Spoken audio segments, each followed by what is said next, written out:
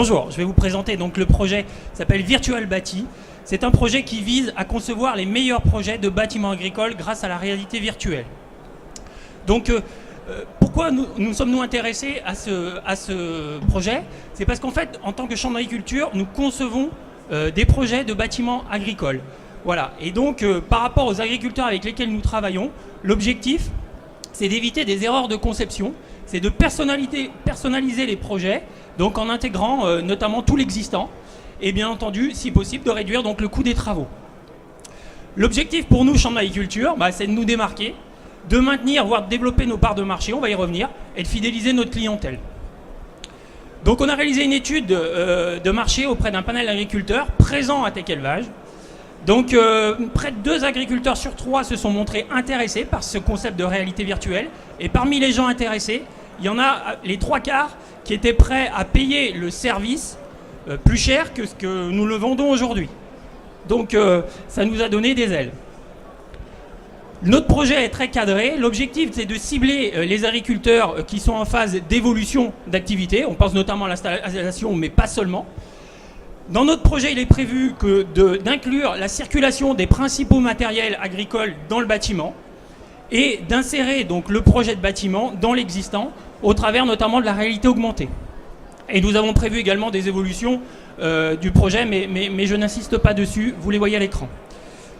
En ce qui concerne donc l'avancement, nous avons sollicité plusieurs prestataires. On a démarré par une première expérience au dernier congrès de la FNSEA avec un cave.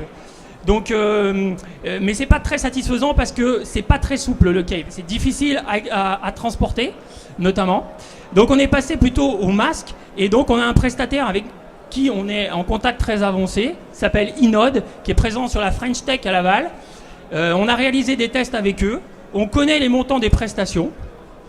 Donc, on a pu effectivement baser et travailler donc sur notre modèle économique. Et donc, sur une centaine de dossiers que nous réalisons au niveau de la Chambre d'agriculture de la Mayenne, on pense vendre, et on est même sûr de vendre, grâce à ce projet, 30 virtual bâtis par an. Vous voyez les montants que ça peut générer en face.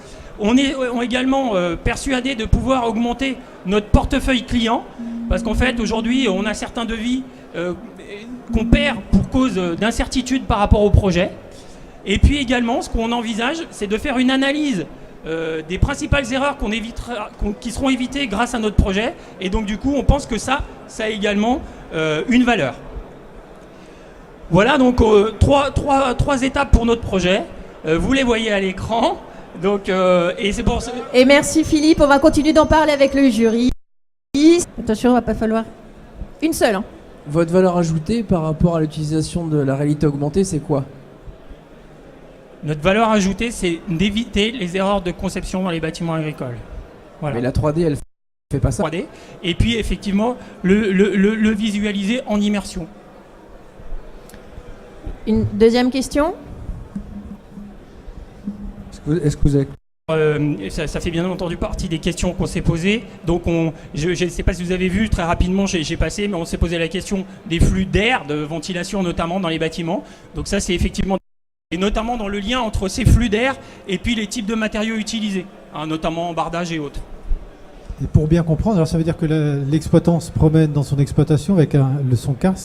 Le masque, et donc dans le cadre d'un espace d'environ 25-30 mètres carrés, l'agriculteur au moyen d'un masque et puis d'une petite télécommande avance et visualise en plus du projet, ce projet dans le cadre de ce qui existe déjà. Et ça permet notamment de modéliser les trajets jusqu'au silo, etc., etc. Voilà.